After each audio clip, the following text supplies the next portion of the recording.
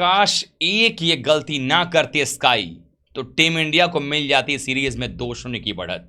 वरुण चक्रवर्ती के 5 विकेटों ने भारतीय टीम को मैच जिताया, लेकिन स्काई की एक गलती और खराब कप्तानी ने भारत को मैच हराया। कैसे टीम इंडिया जीती जिताई बाजी हार गई और अफ्रीका की टीम ने सीरीज को लेवल कर दिया, यह सब कुछ आपको मैं इस वीडियो में बताने वाले हैं। वीडियो को पूरा देखिएगा, पसंद आए तो लाइक कीजिएगा, शेयर कीजिएगा दोस्तों में, और चैनल पहली बार आए हैं तो क्रिक रोस्ट की फैमिली में सब्सक्राइब बटन दबा करके अभी शामिल हो जाएगा। चलिए वीडियो को शुरू करते हैं।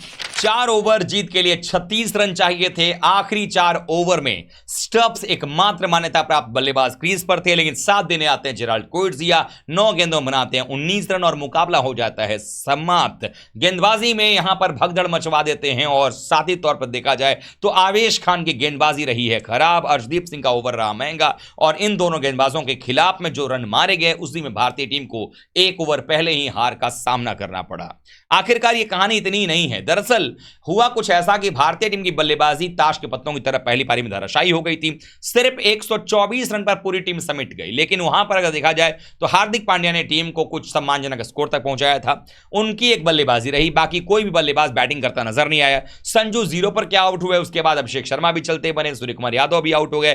टॉप 3 बल्लेबाजों ने 17 गेंद खेलकर सिर्फ 8 रन बनाए। अभिषेक शर्मा और संजू सैमसन और सूर्या के आउट होने के बाद तिलक वर्मा की बल्लेबाजी अगर देखी जाए तो 20 गेंदों में सिर्फ 20 रन थे। इसमें भी अगर देखें तो एक छक्का था, एक चौका था, 10 रन बाउंड्री से आए थे, बाकी 18 गेंद में सिर्फ 10 रन थे, यानी स्ट्राइक रेट की पूरी कमी थी। यूं तो कहें कि अर्शदीप सिंह ने पार्टनरशिप बिल्ड कर दिया वहां पर हार्दिक पांड्या के साथ में, और खुद भी एक छक्का जड़ दिया जो कि मैच का एक बड़ा छक्का माना जा रहा था। लेकिन उसके बाद अगर देखें तो गेंदबाजी जब हुई तो पहले से ही पता था कि टीम इंडिया ये मैच हार जाएगी। लेकिन हुआ कुछ ऐसा कि टीम इंडिया मैच हारने की तो छोड़ दीजिए, पहले ही 2-3 ओवर में ये लगने लगा था कि ये मैच में भारतीय टीम जो है वो कमबैक ही नहीं कर रही है, टीम इंडिया मैच जीतने जा रही है। दरअसल हुआ कुछ ऐसा कि वरुण चक्रवर्ती ने पहले ही 2 ओवर में 2 विकेट निकाल करके साउथ अफ्रीकी बल्लेबाजों पर पूरा प्रेशर डाल दिया था। लेकिन यही एक वो क्षण आया जहां पर कप्तानी में मिस कर गए सूर्य कुमार यादव। वो एक गलती ऐसी कर गए जिसकी वजह से टीम इंडिया को उसका भुगतान करना पड़ा और सीरीज आज 1-1 की बराबरी पर खत्म हुआ है। अभी तक 1-1 बराबरी पर है और अब बाकी बचे हुए दोनों मैच जो है बड़े इंटरेस्टिंग हो जाएंगे सेंचुरियन और जोहानिसबर्ग में।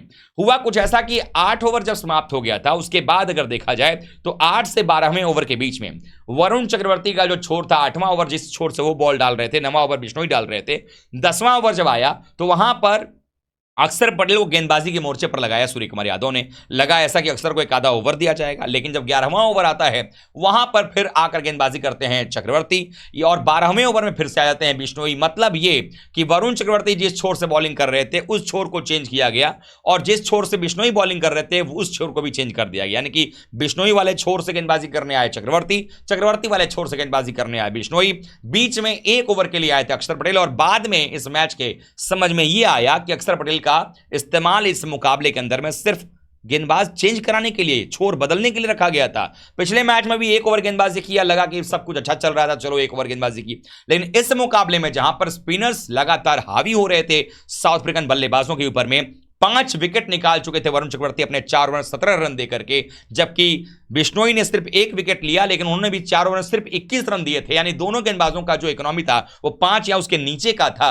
दोनों ने मिलकर के 8 ओवर में सिर्फ 38 रन दिए थे और 6 विकेट निकाल दिए थे। और अगर अक्षर पटेल के उस 1 ओवर की बात करें उसमें सिर्फ 2 रन आए थे, अगर उसको भी जोड़ दें तो 9 ओवर में सिर्फ 40 रन होते हैं।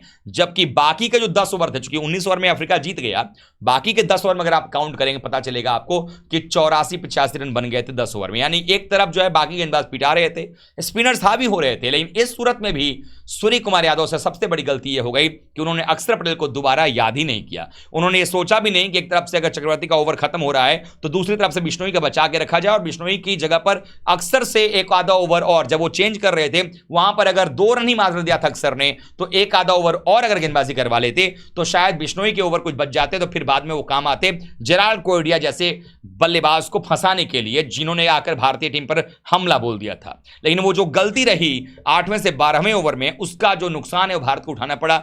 नहीं तो ऐसा लग रहा था कि भारतीय टीम के गेंदबाज सिर्फ 200 ही नहीं, अब तो 125 भी डिफेंड करने लग गए हैं। चक्रवर्ती ने जिस तरीके से गेंदबाजी की थी, जो लाइन और लेंथ रख रहे थे, सबसे खास बात यह है कि 4 ओवर में जो 5 विकेट उन्होंने निकाले उनमें से 4 खिलाड़ियों को उन्होंने बोल्ड किया। 4 खिलाड़ियों को बोल्ड किया।